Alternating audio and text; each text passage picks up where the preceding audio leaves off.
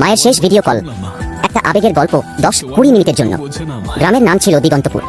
ছোট্ট একটা গ্রাম, কাঁচা রাস্তা, পাশে সবুজ ধানক্ষেত, আর সন্ধ্যা হলেই দূরে মসজিদের আজান আর মন্দিরের ঘন্টা একসাথে শোনা যেত। সেই গ্রামেই থাকতো রাহুল। বাবা ছোটবেলায় মারা গিয়েছিল, মা মানুষটা অন্যের বাড়িতে কাজ করে ছেলেকে বড় করেছে। রাহুলের একটা স্বপ্ন ছিল, একদিন বড় ইউটিউবার হবে। কিন্তু গ্রামের মানুষ হাসত, মোবাইল টিপে কেউ বড় হয় নাকি, কাজকর্ম কিছু করে না, সারাদিন ভিডিও। মা শুধু চুপ করে শুনতো, কখনো কিছু বলতো না। রাতে যখন সবাই ঘুমিয়ে পড়তো, তখন মা আস্তে করে রাহুলের মাথায় হাত বুলিয়ে বলতো, তুই পারবি বাবা, একদিন সবাই তোকে চিনবে। রাহুল তখন হেসে বলতো, সেদিন তোমাকে আর কাজ করতে দেব না মা। মা শুধু হাসত, কিন্তু সেই হাসির পেছনে কত কষ্ট ছিল সেটা রাহুল কোনোদিন বুঝতে পারেনি। একদিন রাহুল নতুন ভিডিও করার জন্য বন্ধুর ফোন ধার নিল, কারণ তার নিজের ফোনটা খুব খারাপ ছিল। ভিডিও বানালো, এডিট করলো সারা রাত জেগে, সকালে আপলোড দিল, কিন্তু মাত্র 17টা ভিউ। রাহুল ভেঙে পড়ল, রাগ করে ফোনটা ছুঁড়ে ফেলে দিল। আমার দ্বারা কিছু হবে না। সেদিন মা চুপচাপ নিজের কানের ছোট্ট সোনার দুলটা খুলে দোকানে বিক্রি করে দিল।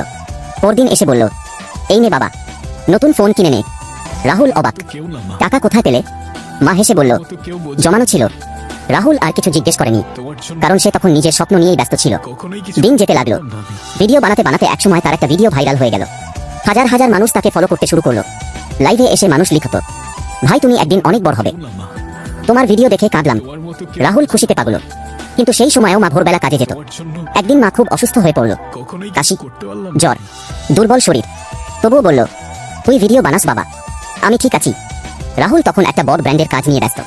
সারাদিন শুটিং, রাতভর এডিট।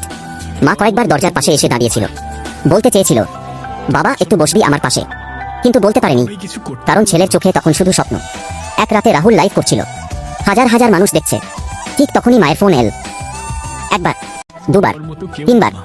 রাহুল বিরক্ত হয়ে ফোনটা সাইলেন্ট করে দিল। এখন না মা, পরে কথা বলবো। লাইভ শেষ হতে হতে রাত 2টা। তারপর সে দেখল মায়ের 11টা মিসড কল। হঠাৎ বুকটা কেঁপে উঠল। ফোন করলো, কেউ ধরল না।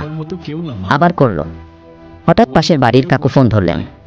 কাপা গলায় বললেন, বাবা, তোর মাকে হাসপাতালে নিয়ে গেছি গু। রাহুলের হাত থেকে ফোন পড়ে গেল। সে পাগলের মতো হাসপাতালে দৌড়াল। হাসপাতালের বাইরে পৌঁছে দেখল স্ট্রেচারের উপর সাদা চাদর ঢাকা একটা শরীর। রাহুল দৌড়ে গেল, চাদরটা সরাতেই মায়ের নিস্তব্ধ মুখ। মনে হচ্ছিল এখনই উঠে বলবে, খেয়েছিস বাবা? ডাক্তার আস্তে করে বললেন, শেষ সময়ে শুধু আপনাকেই ডাকছিলেন গি। রাহুল ভেঙে পড়ল, চিৎকার করে কাঁদতে লাগল, মা, একবার ডাকো আমাকে, আমি ভিডিও করব না মা, শুধু একবার কথা বলো। কিন্তু মৃত মানুষ আর উত্তর দেয় না। সেদিন প্রথমবার রাহুল বুঝল, পৃথিবীর সবচেয়ে দামি জিনিস টাকা না, সময়। যে সময় একবার চলে যায় আর ফিরে আসে না। কয়েকদিন পর রাহুল মায়ের পুরনো ফোনটা খুলে দেখছিল। হঠাৎ একটা ভিডিও পেল। ভিডিওটা ওপেন করতেই দেখা গেল মা ক্যামেরার সামনে বসে আছে, হয়তো ঠিকমতো ভিডিও করতেও জানতো না।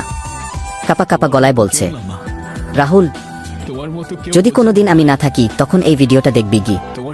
রাহুলের চোখ দিয়ে জল পড়তে লাগল। ভিডিওতে মা বলছিল, আমি জানি তুই একদিন অনেক বড় হবি, মানুষ তোকে চিনবে, কিন্তু একটা কথা মনে রাখিস বাবা, যখন অনেক মানুষ তোকে ভালোবাসবে তখনও যেন তুই নিজের মানুষগুলোকে ভুলে না যাস। আমি তোর ভিডিও কিছু বুঝি না, কিন্তু তুই যখন হাসিস আমার খুব ভালো লাগে গু। এরপর মা একটু চুপ করে বলল, আর একটা কথা, আমি যদি কোনোদিন ফোন করি ব্যস্ত থাকলেও একবার ধরিস বাবা। মায়েরা খুব বেশি কিছু চায় না, শুধু সন্তানের কণ্ঠটা শুনতে চায় গু। ভিডিও শেষ। রাহুল ফোনটা বুকে চেপে মাটিতে বসে কাঁদতে লাগল। সেদিন সে প্রথমবার লাইভে এসে কোনো ফানি ভিডিও করেনি, শুধু কাঁদতে কাঁদতে বলেছিল, বন্ধুরা, যাদের মা আছে প্লিজ সময় দিও, কারণ সফল হওয়ার পর পৃথিবী তোমাকে অভিনন্দন দেবে, কিন্তু মা না থাকলে সেই সফলতা দেখানোর মানুষটাই থাকবে না কি। সেই লাইভে লাখ লাখ মানুষ কেঁদেছিল, আর কমেন্টে সবাই শুধু একটা কথাই লিখছিল, মা থাকতেই মাকে ভালোবাসুন।